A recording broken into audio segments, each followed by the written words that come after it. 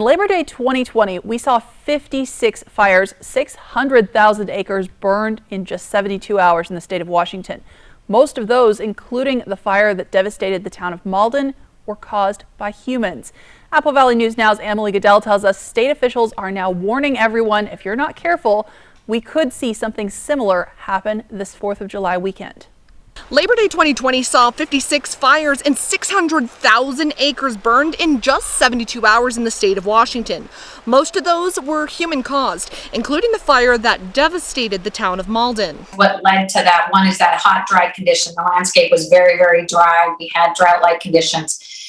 We then had the second piece. We had a lot of people out on the landscape. It was during COVID and people were really, our parks, our recreation areas were packed. And then third, we had hurricane force winds.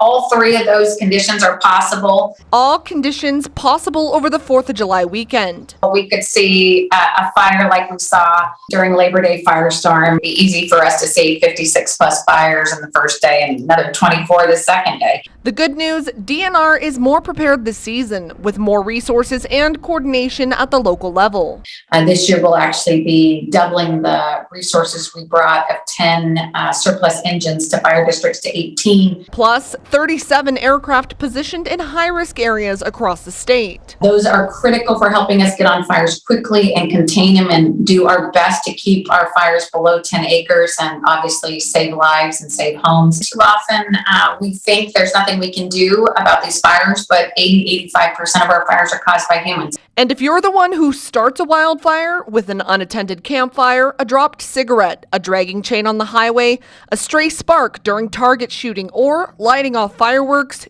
you could end up paying for it. The accidental or the negligent fires that take place. And in those cases, it's typically a recovery of suppression costs. Where you get stuck with the bill for the state's firefighting efforts, or worse. Under arson, which is intentional starting, it's a completely different package going into criminal prosecution. Fire officials say your best bet to avoid sparking a wildfire that causes damage to the environment, to others, or to your budget is to follow those fire safety tips this holiday weekend. Reporting Emily Goodell, Apple Valley News Now.